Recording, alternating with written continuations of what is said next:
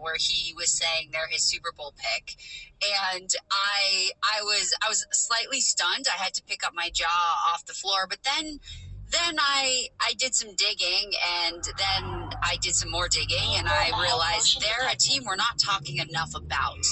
They have someone by the name of Baker Mayfield, and Herm Edwards in the break reminded us that Baker Mayfield threw for 41 touchdowns. And we're not talking enough about the fact that Baker Mayfield is really good, and people still think that Baker Mayfield is the Baker Mayfield of old, when in fact the Baker Mayfield of new at the Tampa Bay Buccaneers has revitalized that team, and a team in which, when Tom Brady retired or left, or however we want to put it, he kind of took over, and the team is doing really well. And that's kind of an area, division that's slightly open or has an easier path forward. So I think they could be really good, and I think leading the charge with Baker at the helm is not a bad guy you want leading. Well, Friday, real quick, Victoria says it's a division that's wide open, and I feel like every year we do this with the NFC South. We say, who's going to take down the Bucs? Is it going to be? Because Canty says the Panthers could be a surprise team. Last year we wanted it to be the Falcons. I don't think anyone thinks it's going to be the Saints, but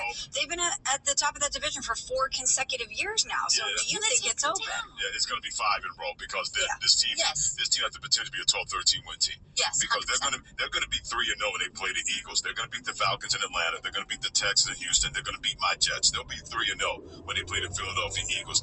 This team, in terms of their offense, and now you add Emeka Ibuka to that wide receiver room, when you got Michael Levis and Chris Godwin coming off injury, Tristan Wirfs being injured at the beginning of the year. He's one of the best left tackles in football. That can set them back. But Baker Mayfield has really imposed his will on this team, where they all rally around him, and they can get a better pass rush on defense and get those key pass rushing situations. Because in that playoff game, where they had a chance to get off the football field against Washington, they were unable to, especially after the ball was fumbled inside the 20-yard line, and the Washington Commanders made them pay, because that's how close they were winning that playoff game at home and having maybe a potential deep run in the NFC.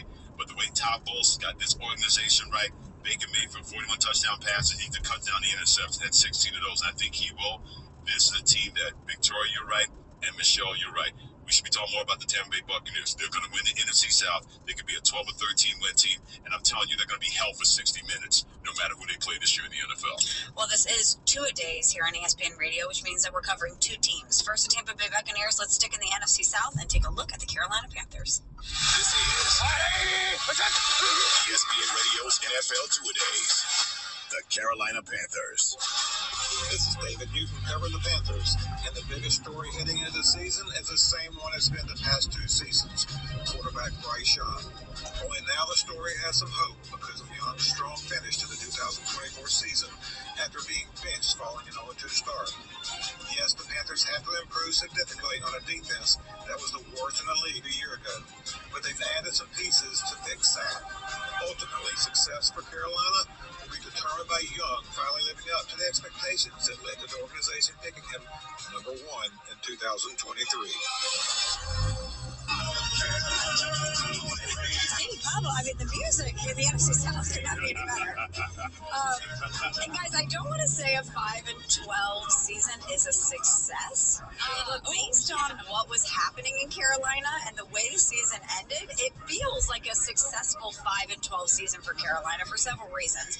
One, David Tepper, their owner, didn't fire the head coach and Dave Canales. He stayed out of the way and let Dave Canales cook. And number 2, and more important,